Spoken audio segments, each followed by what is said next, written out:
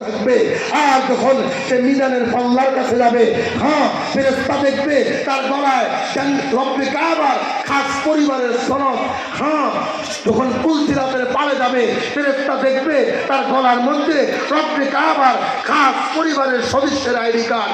যেখানে যাবে এই আইডি কার্ড দেখে ফেরেশতারা তার রাস্তাকে পরিষ্কার করে দেবে।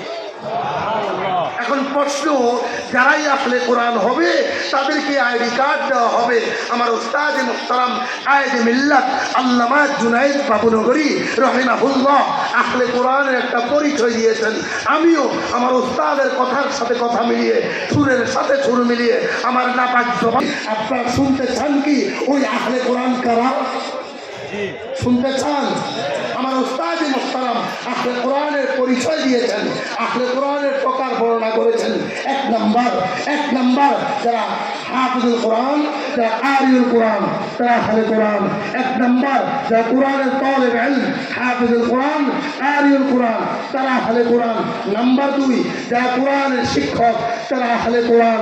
নাম্বার 3 যারা কোরআনের দরজগা কায়েম করে, তারা আহলে কোরআন। নাম্বার 4 যারা কোরআনের দরজগাকে টিকিয়ে রাখে, তারা আহলে কোরআন। নাম্বার 5 যারা হাফেজে কোরআন, হামেলে কোরআনদেরকে যারা মুহাব্বত করে, যারা ভালোবাসে, তারাও আহলে কোরআন। কয় প্রকার বলেছি? এক নাম্বার বলেছি যারা কোরআন পড়ে, তারা আহলে কোরআন। নাম্বার 2 বলেছি যারা কোরআন পড়ায়, তারা আহলে কোরআন। নাম্বার 3 বলেছি যারা কোরআনের প্রতিষ্ঠান, কোরআনের মারকাজ কায়েম করে, তারা আহলে কোরআন। নাম্বার 4 বলেছি যারা কোরআনের মারকাজকে টিকিয়ে রাখার জন্য সহযোগিতা করে, তারাও আহলে কোরআন। নাম্বার 5 বলেছি যারা হাফেজে কোরআন, কারিয়ে কোরআন, হামেলে কোরআন, তাদেরকে মুহাব্বত করে, ভালোবাসে, তারাও কি বলে না? তারাও কি আহলে কোরআন। এই 5 কাতারের অন্তর্ভুক্ত যারা হবে তারাই আহলে কোরআন।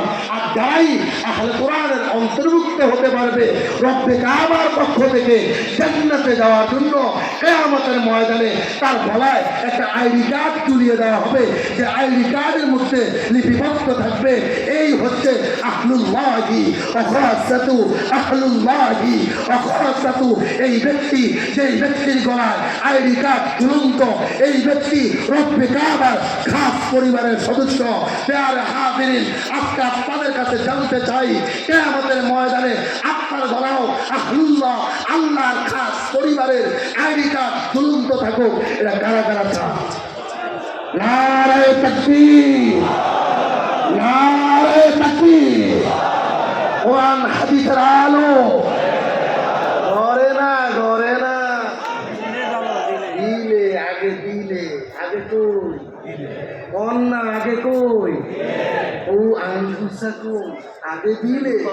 আর সংসদের কথা একজনে বলেছেন, আমি বলবো আদাল্লাহুল্লাযীনা আমানু ওয়া আমিলুস সলিহাত লা ইস্তাখলিফান্নাহু ফিল আরদ। যে ঈমান আনবে, আমলে সালেহ করবে, রব্বে কাবা তাদের হাতে জমিনের রাজত্ব দান করবে।